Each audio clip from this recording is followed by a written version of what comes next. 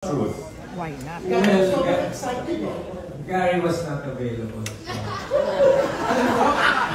You know what? Nag-viral talaga. Yung naglalakad sila sa California na parang tinatanong ni Martin kung bakit nga ba siyang pinuduce. It's a heart-to-heart conversation. How about exercise? But we want to know, why did you...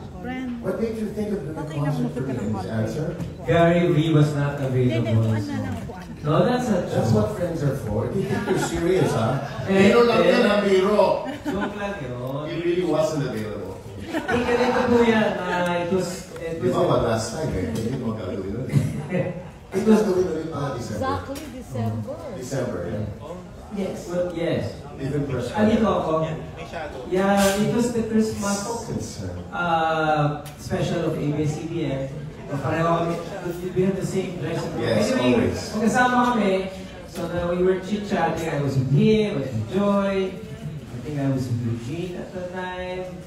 So, nag-usap na kami ng plans for 2024, ganyan. And then, so I kind of asked him, oh, what are you doing in concert? Sabi ko na, he didn't actually know. No, I didn't. So sabi ko, oh, let's produce your concert. So sabi niya, ikaw, gusto mo. So akala niya nga ako seryoso. That easy. We haven't even talked about price. It's true. Yeah. I said, you know, have you heard about my rates? We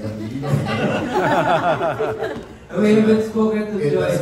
Kakay knows. She knows. So when we put it together, sabi ko, okay, let's do it. And then we kept meeting, and then I asked Kakay to join us, and thank you, Kakay, for saying yes. Thank you for believing in me. Kakay is the best producer in our family. All of Regine's successful shows.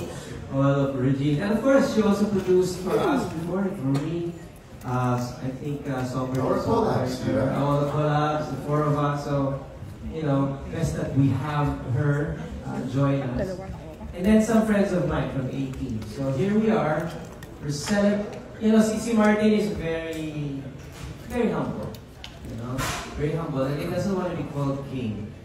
But he is our king. Right? He is our concert king.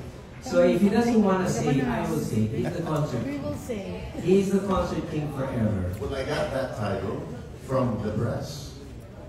His Hey, name. You know who's the one who called me concert king?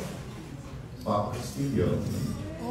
People's Journal, People's Tonight. People's Journal. But he meant it sarcastically.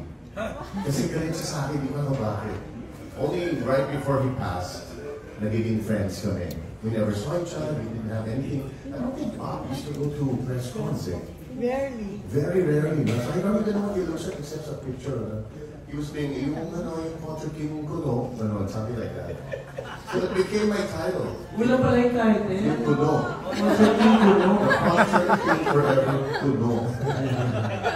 So parang Garna Kuno. So si Bob Castillo, you were not born yet. And he's dead? He passed away. Pero nabutan mo siya. I'm sure.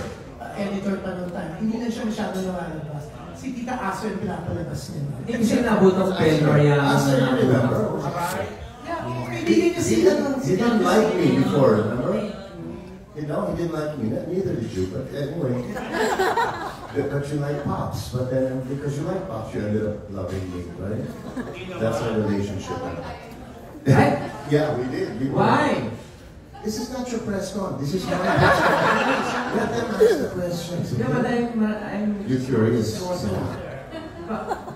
So anyway, he is the concert king. He is our concert king. The one and only. And he's our concert king forever. Thank you all. Ang sarap, no, Martin, no? Nag-produce ka na, talagang super blessed pa si Ogie na. I think you're holding it by the, you're holding it so tight, I think you're just excited to be holding it. Nakaka-excited. Mic lang kasi nahawak. Hawakan mo yung microphone. Wala akong nahawak.